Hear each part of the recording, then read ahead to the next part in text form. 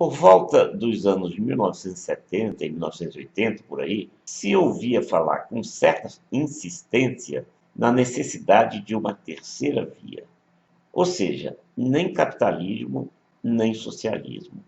Atualmente é difícil ouvir alguém falar nisso. Significa que o capitalismo deu certo? Ou será que as chamadas delícias do capitalismo nos deixam acomodados ou aparentemente convencidos de que o capitalismo deu certo? Eu não estou fazendo neste vídeo nenhuma análise que possa ser interpretada como algo de viés ideológico. Não estou defendendo nem capitalismo nem socialismo. Eu vou apenas demonstrar, em poucas palavras, as armadilhas que, do ponto de vista estrutural, o capitalismo produz para si mesmo. Existem autores que citam um número entre 10 e 20 contradições e armadilhas do capitalismo. Eu não vou chegar a esse ponto, não vou chegar a tanto. E nem vai ser preciso, porque o pouco que eu citar já vai deixar tudo muito bem claro. Não são impressões ou opiniões, são dados objetivos a partir da estrutura do capitalismo, como ele foi concebido ou como funciona dentro das diretrizes dessa montagem que passa despercebida de tantas pessoas. O fato é que o capitalismo tem contradições insanáveis pela forma como ele é estruturado. O socialismo também tem contradições que somente poderiam ser sanadas se a tal da humanidade atingisse outro estágio de evolução. Isso nos leva a pensar de novo numa terceira via. Eu vou me limitar a mostrar algumas das contradições do capitalismo. Vou falar de forma objetiva, sem fanatismos e sem ideologismos. As conclusões ficam com você. Eu enfatizo mais uma vez que eu vou citar apenas algumas das contradições e armadilhas do capitalismo. Se eu fosse citar todas, este vídeo ficaria com algumas horas de duração. Tenha paciência e ouça antes de chegar a qualquer conclusão precipitada. E se pretende vir com chavões tipo você é comunista, não precisa nem continuar assistindo. Pare por aqui mesmo e vá para outro canal. Eu vou ser o mais breve possível, mas não tolero chavões. Vamos lá para apenas alguns pontos principais. No capitalismo, uma das formas de as empresas prosperarem é pagando o mínimo possível aos seus trabalhadores, aos seus empregados, né? Essa é uma das contradições mais graves, porque aí quem ganha pouco tem pouco poder de compra, pouco poder aquisitivo. Ou seja, é menos gente para comprar o que o próprio capitalismo produz, ou uma minoria de bem remunerados que ainda podem consumir. Se os capitalistas contratam menos e pagam o mínimo possível aos seus trabalhadores, o que normalmente acontece, esses trabalhadores ficam sem dinheiro para consumir, obviamente. Isso num sistema econômico cuja palavra-chave é exatamente o consumismo. Muitos podem achar que essa história de concentração de riqueza é coisa de comunista, como costumam dizer os simplistas que não entendem nada.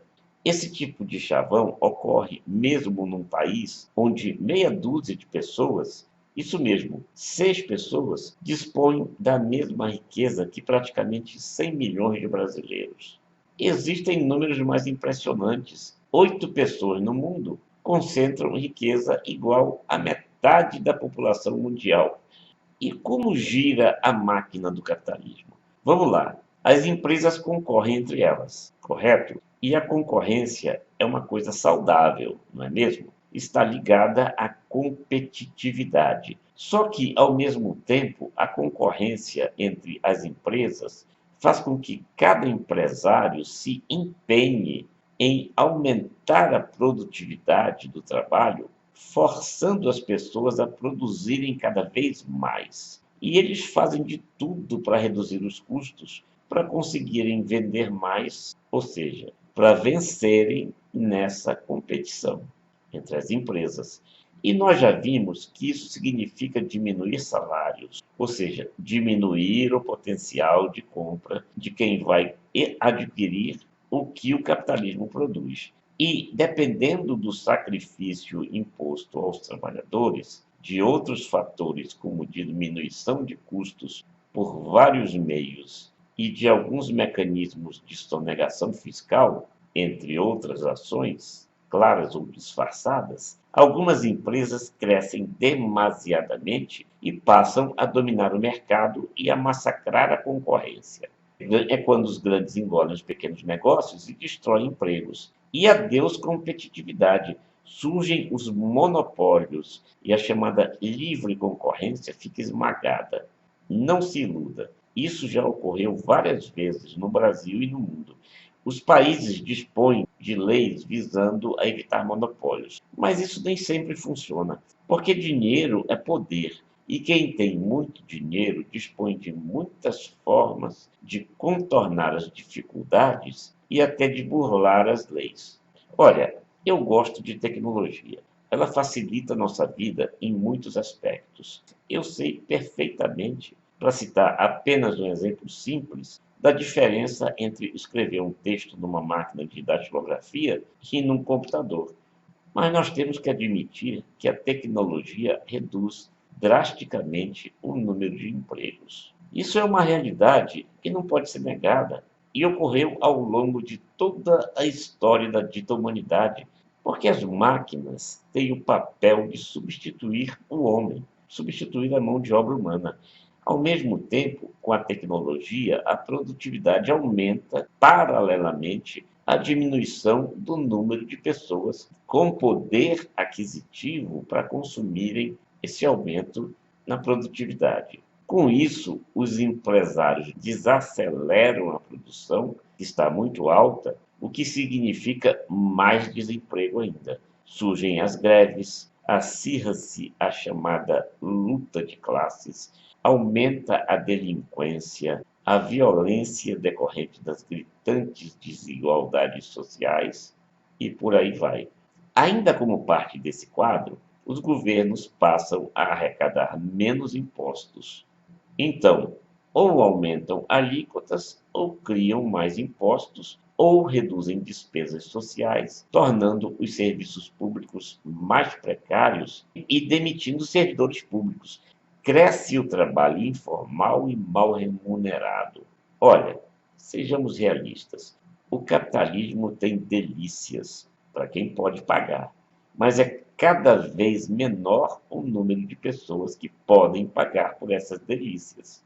E no meio disso tudo, entra o mercado financeiro. Você tem um bocado de cartões de crédito que levam a você a ilusão de que você tem dinheiro. E imenso número de pessoas, principalmente as que estão mais prisioneiras dessa ilusão de que têm dinheiro, entram na roda viva e começam a se encher de dívidas. E não tenha nenhuma ilusão de que as pessoas muito ricas, os milionários, os bilionários, os que concentram uma fortuna incalculável, não tenha nenhuma dúvida, vamos ser francos, eles não estão nem aí quando um monte de gente, verdadeiras multidões, morrem. E não tenha também ilusão de que não existe entre muitos desses bilionários a intenção ou o firme propósito de incentivar ou até de provocar ou promover massacres, holocaustos e aquilo que se chama de genocídio. Porque eles perguntam a si mesmos: como dar conta de tantos pobres e de tantos miseráveis? Então, eu disse desde o início que eu ia me limitar a citar algumas contradições do capitalismo e que também o socialismo tem contradições. E que a complexidade de tudo isso levava muitas pessoas a falarem numa terceira via. Aí surgem algumas perguntas, aliás, várias. O capitalismo vai chegar a uma completa exaustão a ponto de se inviabilizar? Os mais pobres e os miseráveis estão sendo alvo contínuo de genocídios ao longo da história, como tentativa de manter o capitalismo e suas contradições? O socialismo pode resolver questões como essas? A única saída seria uma terceira via, em que a produção e a distribuição de riqueza sejam mais equilibradas?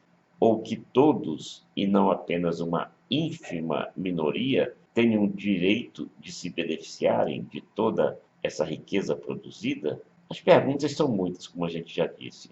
E eu disse também, desde o início, que deixaria a conclusão para você. Então, conclua.